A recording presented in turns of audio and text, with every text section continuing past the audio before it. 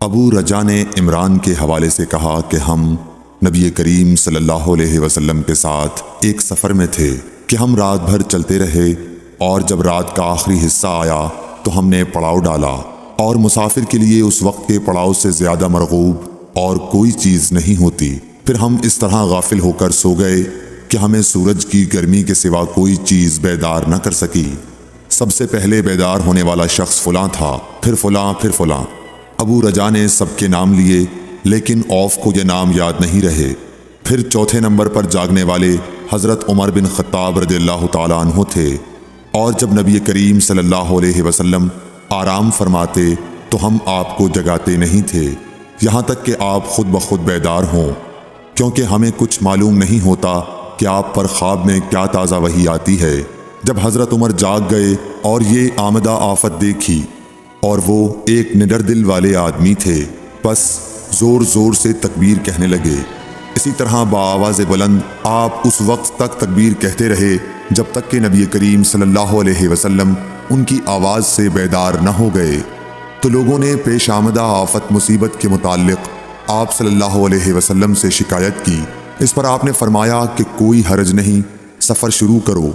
پھر آپ تھوڑی دور چلے، اس کے بعد آپ ٹھہر گئے اور وضو کا پانی طلب فرمایا، اور وضو کیا اور اذان کہی گئی۔ پھر آپ نے لوگوں کے ساتھ نماز پڑھی۔ جب آپ نماز پڑھانے سے فارغ ہوئے تو ایک شخص پر آپ کی نظر پڑی جو الگ کنارے پر کھڑا ہوا تھا، اور اس نے لوگوں کے ساتھ نماز نہیں پڑھی تھی۔ آپ نے اس سے فرمایا کہ اے فلاں، تمہیں لوگوں کے ساتھ نماز میں شریک ہونے سے کون سی چیز نے روکا؟ اس نے جواب دیا کہ مجھے غسل کی حاجت ہو گئی اور پانی موجود نہیں ہے۔ آپ نے فرمایا کہ پاک مٹی سے کام نکال لو، یہی تجھ کو کافی ہے۔ پھر نبی کریم صلی اللہ علیہ وسلم نے سفر شروع کیا تو لوگوں نے پیاس کی شکایت کی۔ آپ پھر ٹھہر گئے اور فلاں یعنی عمران بن حسین رضی اللہ تعالی عنہ کو بلایا۔ ابو رجا نے ان کا نام لیا تھا، لیکن اوف کو یاد نہیں رہا، اور حضرت علی کو بھی طلب فرمایا۔ ان دونوں سے آپ نے فرمایا کہ جاؤ پانی تلاش کرو۔ یہ دونوں نکلے۔ راستے میں ایک عورت ملی جو پانی کی 2 پکھالیں اپنے اونٹ پر لٹکائے ہوئے بیچ میں سوار ہو کر جا رہی تھی۔ انہوں نے اس سے پوچھا کہ پانی کہاں ملتا ہے؟ تو اس نے جواب دیا کہ کل اسی وقت میں پانی پر موجود تھی، یعنی پانی اتنی دور ہے کہ کل میں اسی وقت وہاں سے پانی لے کر چلی تھی، آج یہاں پہنچی ہوں، اور ہمارے قبیلے کے مرد لوگ پیچھے رہ گئے ہیں۔ انہوں نے اس سے کہا اچھا ہمارے ساتھ چلو۔ اس نے پوچھا کہاں چلوں؟ انہوں نے کہا رسول اللہ صلی اللہ علیہ وسلم کی خدمت میں۔ اس نے کہا اچھا وہی جن کو لوگ صابی کہتے ہیں؟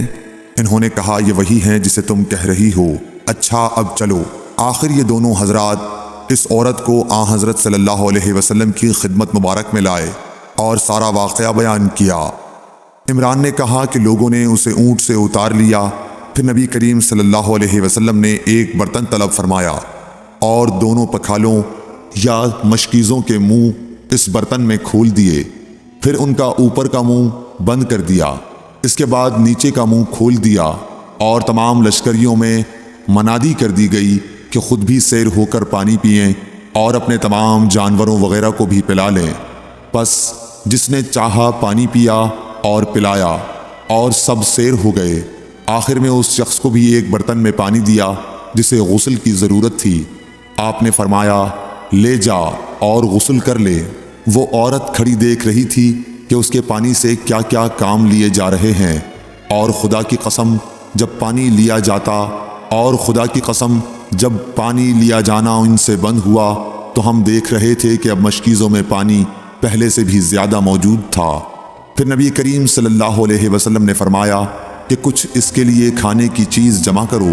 لوگوں نے اس کے لیے عمدہ قسم کی کھجور، اجوا، آٹا اور ستو اکٹھا کیا، یہاں تک کہ بہت سارا کھانا اس کے لیے جمع ہو گیا۔ تو اسے لوگوں نے ایک کپڑے میں رکھا اور عورت کو اونٹ پر سوار کر کے اس کے سامنے وہ کپڑا رکھ دیا۔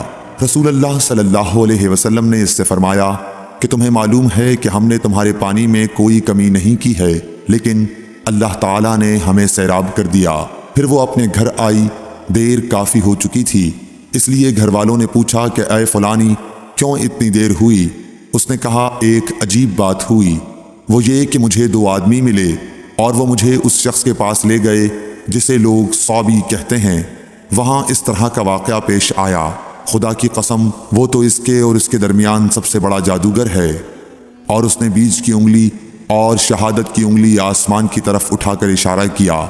اس کی مراد آسمان اور زمین سے تھی، یا پھر وہ واقعی اللہ کا رسول ہے۔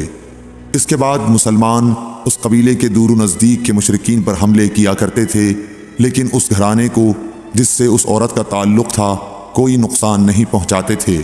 یہ اچھا برتاؤ دیکھ کر ایک دن اس عورت نے اپنی قوم سے کہا کہ میرا خیال ہے کہ یہ لوگ تمہیں جان بوجھ کر چھوڑ دیتے ہیں، تو کیا تمہیں اسلام کی طرف کچھ رغبت ہے؟ قوم نے عورت کی بات مان لی اور اسلام لے آئی۔ حضرت ابو عبداللہ امام بخاری رحمۃ اللہ علیہ نے فرمایا کہ صبا کے معنی ہیں اپنا دین چھوڑ کر دوسرے کے دین میں چلا گیا۔ اور ابو العالیہ نے کہا ہے کہ صائبین اہل کتاب کا ایک فرقہ ہے جو زبور پڑھتے ہیں، اور سورہ یوسف میں جو عصب کا لفظ ہے وہاں بھی اس کے معنی عمل کے ہیں۔ صحیح بخاری حدیث نمبر 344۔